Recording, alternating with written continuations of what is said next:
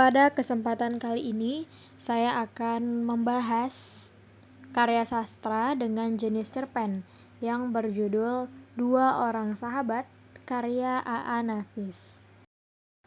Cerpen dengan judul Dua Orang Sahabat menceritakan tentang keretakan hubungan persahabatan yang diakibatkan oleh suatu permasalahan, yang mana keduanya telah menjalin hubungan persahabatan selama bertahun-tahun, namun hanya karena suatu kesalahpahaman yang tidak diungkapkan membuat mereka menjadi saling menyimpan perasaan yang tidak menyenangkan. Dimulai dari tokoh pertama, yakni si Kurus sebagai tokoh utama sekaligus inti. Tokoh si Kurus bernama Dali. Hal ini dapat dilihat dari bagaimana tokoh si Kekar memanggil namanya. Namun, tampaknya penulis lebih suka menggambarkannya sebagai tokoh si Kurus. Tokoh si Kurus memiliki watak tidak suka berterus terang. Ia kerap kali menyembunyikan isi pikirannya serta apa yang terjadi. Hal ini dapat dilihat ketika ia selalu bergema hanya dalam hatinya saja. Ia jarang benar-benar mengucapkan apa yang ia pikirkan dan ingin dikatakan. Meski begitu, ia memiliki sifat yang cerdik dan pandai mengakali situasi. Hal ini digambarkan dari bagaimana ia mempersiapkan senjata tajam ketika diajak berduel oleh si Kekar. Hal ini ia lakukan karena sadar bahwa ia memiliki postur tubuh yang kurus. Apabila ia hanya datang dengan tangan kosong, bisa habislah dia. Oleh karena itu, ia mempersiapkan diri dengan membawa pisau.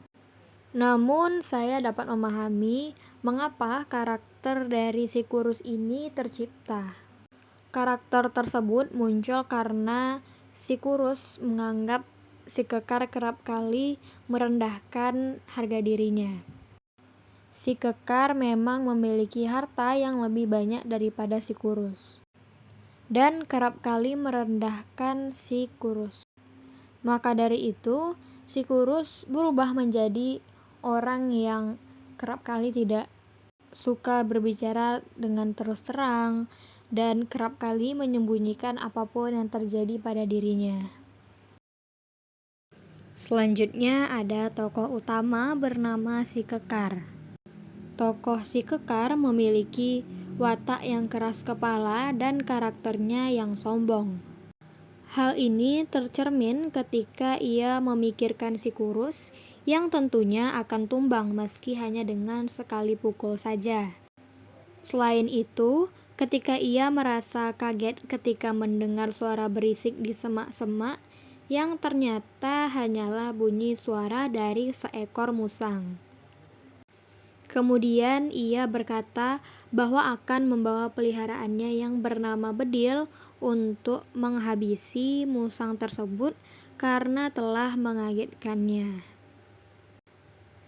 Namun, ia juga memiliki sikap yang berani untuk mengucapkan kata maaf ketika ia tahu bahwa apa yang dilakukannya salah dan telah menyakiti perasaan orang lain.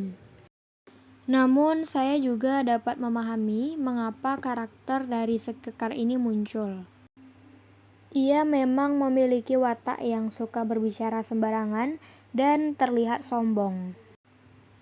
Namun, si Kurus tidak pernah menegur hal tersebut secara langsung dan mengucapkannya bahwa ia telah merasa sakit hati dengan apa yang dikatakan oleh si Kekar kepada si Kekar langsung. Saya rasa dari situlah si Kekar tidak sadar akan apa yang telah dilakukannya. Dan dari situlah ia tidak berubah.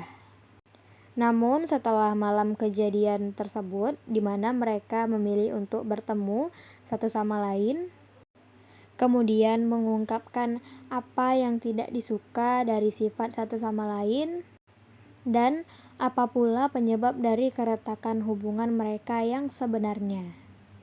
Setelah mengetahui bahwa si Kurus banyak merasa sakit hati karena merasa direndahkan oleh si Kekar, setelah itu si Kekar pun meminta maaf kepada si Kurus.